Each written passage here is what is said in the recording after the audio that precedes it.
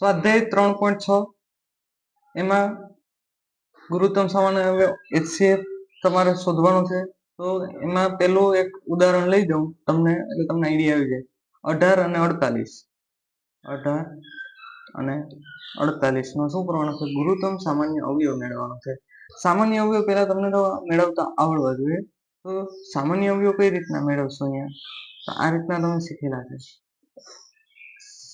અહીંયા ભાગ કેવો આવશે? અવિભાજ્ય સંખ્યાનો. 2 થી જતો રહે 9 દુ 18, 3 તેરી 9, 3 અહીંયા આવશે, 3 એકુ 3.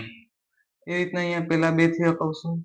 2 દુ 4, 2 ચોક 8. પાછો 2 એ ભાગ હાલે તો 2 થી અપાવવાનો, બાકી 3 લેવાના. પણ અહીંયા 2 થી ચાલશે, એટલે 2 એકુ 2, 2 દુ 4. હજી પણ 2 સુધી 2 થી ચાલશે, એટલે 2 પાછો 2 6 12. હજી પાછો આપણે અહીંયા 2 વડે ભાગ ચાલી શકે તો 2 થી હકવવાના. 2 તેરી 6. હવે ભાગ ન આવે એટલે 3 લઈ શકીએ. 3. તો ગુરુત્તમ સામાન્ય અવયવ એટલે કે ઓછામાં સૌથી વધારે અંક મેળવી શકે તો મોટી સંખ્યા મેળવવાની હોય. તો અવયવની અંદર તમને ખબર છે, અહીંયા તમને યાદ ન હોય તો આ રીતના પણ યાદ રાખી શકીએ કે 18 ના અવયવ અને 48 ના અવયવ લખવાના. અને તમને એમાં જે સામાન્ય મળશે એ તમારે મેળવવાના અવયવ. અવયવ ક્યાં ક્યાં આવશે? 18 ના સામાન્ય લખીએ તો 1, 2, 9 દુ 18 છે એટલે 2 આવશે, 3 આવશે, 6 આવશે, આ રીતના 9 આવશે અને 18. તો અહીંયા તમારે 48 ના પણ એ રીતના અવયવ લખવા પડે. પણ આ જગ્યાએ તમારે શું કરવાનું? અહીંયા આ રીતના તમે અવયવ અલગ પાડી અને બે જે કોમન જોવા મળે 3 અને 3, તો એ લખી નાખવાનું. 2 ગુણ્યા 3 બરાબર શું આવશે? 6. આવા 6 છે એ કોમન અવયવ અહીંયા નીકળશે તમારા. કોની સાથે? ગુરુત્તમ સામાન્ય અવયવ તમે મેળવો એ જે તમારો 6 થશે. સમજાયું? આ રીતના તમારે શું કરવાનું છે કે આ સામાન્ય આ અવયવોમાં જવાનું નથી, પણ તમારે અહીંયા જે નીચે આપેલા છે એ અવયવ તમારે બધા કરવાના છે કે 30 છે, 42 છે, 18 છે. હજી એક ઉદાહરણ લેવું હોય તો 30 વાળું લઈએ. 30 અને 42.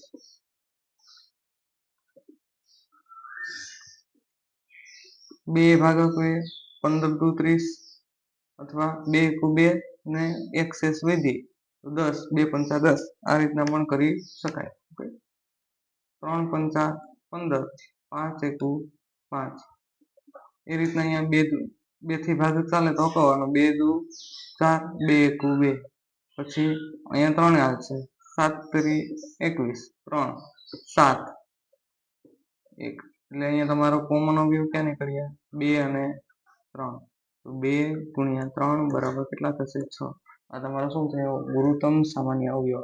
આ રીતના તમારે અવયવી છે એ અવયવી મેળવવાની છે. ઓકે, અવયવ મેળવવાના છે ગુરુત્તમ સામાન્ય અવયવ. બધાના તમારે જે ફેક્ટર શોધવાનું છે બધા તમારી સામે તમારે આપેલા છે. આ રીતના 3 આપેલા હોય તો 3 અંકના પણ સાથે તમારે મેળવવાના રહે. તો આ રીતના તમારે ગણતરી કરવાની છે. ચાલો નેક્સ્ટ આગળ વધીએ કે શું આપેલું છે કે 2 ક્રમિક સંખ્યાઓ, કોઈ પણ 2 ક્રમિક સંખ્યાઓ લેવાની અને તે સંખ્યાનો શું કરવાનો છે? તમારે HCF મેળવવાનો છે, એટલે કે ગુરુત્તમ સામાન્ય અવયવ મેળવવાનો છે. અહીંયા તમને ગુરુત્તમ સામાન્ય અવયવ ક્રમિક સંખ્યાઓ માટે લેવાનો કે તો કઈ રીતના મેળવશો? કોઈ પણ ક્રમિક એટલે કે એના પછીની તરત પછી 2 કોઈ સંખ્યા આવતી હોય એ તમારે લઈ અને અવયવ મેળવવાનો હોય. તો એ અવયવ મેળવવા માટે શું કરશું? આપણે સામાન્ય પહેલો પ્રશ્ન આપેલો છે એનો આપણે જવાબ આપવાનો છે કે ભાઈ આની અંદર તમે કયા કયા અવયવ લેશો તો તે તરત જ એક પછી એક સંખ્યા આવશે. કોઈ પણ લઈ શકો રેન્ડમ.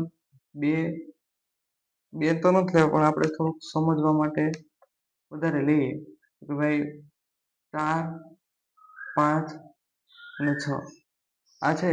એનો શું કરવાના છે કે સામાન્ય અવયવ તમારે તારવવાના છે. તો સામાન્ય અવયવમાં હું તમને એમ કહી દઉં કે 5 છે એ તમારી અવિભાજ્ય સંખ્યા છે. અવિભાજ્ય સંખ્યા તો ખ્યાલ છે, એટલે કે 5 એકુ 5. એટલે તમારો 1 અને 5 અવયવ મળે. અથવા તમે આને આ રીતના પણ લખી શકો કે 4 ના અવયવ કેટલા? તો કે 1, 2 અને 4. તો આ રીતના 5 ના અવયવ કેટલા? તો કે ભાઈ 1 અને 5. 6 ના અવયવ 1, 2, 3, 6. તો અહીંયા સામાન્ય અવયવ ક્યાં ક્યાં નીકળે? તમારો એક અવયવ જ સામાન્ય મળશે. એટલે તમે એવું કહી શકો કે કોઈ પણ ક્રમિક સંખ્યા લો એનો અવયવ છે એ ગુરુત્તમ સામાન્ય અવયવ 1 હશે. અથવા તમે જો આ રીતના કરતા જાવ તો અહીંયા તમારે આ રીતના 2 દુ 4, 2 એકુ 2, 3 દુ 6, સોરી 2, અહીંયા 3, 3 એકુ 3. એટલે અહીંયા તમારે કોમન કોઈ પણ અવયવ ન આવે તો 1 તો આવશે સામાન્ય. સમજાયું?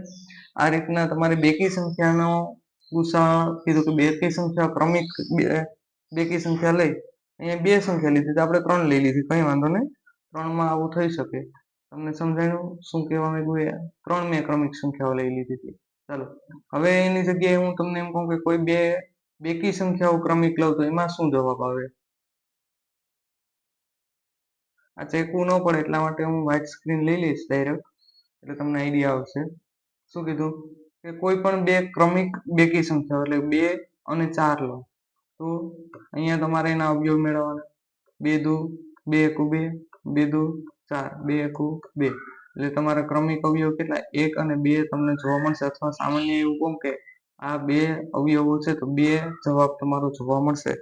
આ રીતના તમે છે એ પેલા એનો જવાબ તમારો 1 સંખ્યા આવશે, બી નો જવાબ શું આવશે? 2 સંખ્યા આવશે અને સી નો જવાબ આપણે મેળવવાનો છે. તો શું કીધું કે એકી સંખ્યાઓ તમારે લેવાની છે બે ક્રમિક, એટલે કે 3 અને 5 લો અથવા 5, 7 લો, કોઈ પણ લઈ શકો અને તેના અવયવ લો. 3 એકુ 3, 5 એકુ 5 અને અથવા 5 એકુ 5, અહીંયા 7 એકુ 7. એટલે આ રીતના તમારો કોઈ પણ સામાન્ય અવયવ છે એ સમાન જોવા મળતો નથી. એટલે કંઈ ન હોય તો શું હોય? એક તો સામાન્ય અવયવ હોય જ, શૂન્ય ન હોય. એટલે તમારે અહીંયા જવાબ શું આવશે? 1 આવશે. ઓકે, આ રીતના તમારે જવાબ આપવાનો હતો. ત્યારબાદ પ્રશ્ન નંબર 3માં શું કીધેલું છે? સમજો કે અવિભાજ્ય અવયવો દ્વારા બે સહઅવિભાજ્ય સંખ્યાઓ છે એ 4 અને 15 નો ગુસાઅ આ પ્રમાણે જો અહીંયા શું આપેલું છે કે 2 દુ 4 અને 3 પંચા 15. તો આ અવયવમાં કોઈ પણ અવિભાજ્ય સંખ્યા અવયવ નથી, સામાન્ય અવયવ છે નહીં. તમને જોવા મળે કે સામાન્ય કોઈ અવયવ છે નહીં. તો 4 અને 15 નો ગુસાઅ શું શૂન્ય છે? આગળ જ આપણે આગળ જોયું કે જે એકી સંખ્યા બેકી સંખ્યા કોઈ પણ સંખ્યા લીધી હતી, સામાન્ય અવયવ કોઈ નતા મળતા તો આપણે શું લીધું હતું? એકી સંખ્યામાં આ દાખલાની અંદર જ આપણે કે અહીંયા આપણે જોયું હતું કે આ દાખલામાં આનો અને તો અહીંયા તમે જોઈ શકતા હતા કે આ સંખ્યા અને આ સંખ્યામાં કોઈ અવયવ નતા તો 1 તો મળતો હતો. એટલે આ જે સ્ટેટમેન્ટ આપેલું છે એ સ્ટેટમેન્ટ આધારિત તમે એવું કહી શકો કે શૂન્ય તો ન જ હોઈ શકે. એટલે આ જવાબ સાચો નથી, ખોટો છે. શું છે? સાચો નથી, ખોટો છે. ગુસાઅ કયો હોઈ શકે? ગુસાઅ 1 હોઈ શકે. ઓકે, આ એનો જવાબ આવે. ચલો આ અહીંયા તમારું સ્વાધ્યાય પૂર્ણ થયું. ત્યારબાદના નેક્સ્ટ ઉદાહરણો નેક્સ્ટ વિડીયોમાં તમે જોઈ શકો. ઓકે, તમારી સ્ક્રીન ઉપર હશે જ વિડીયો, એમાંથી ક્લિક કરીને જોઈ શકો.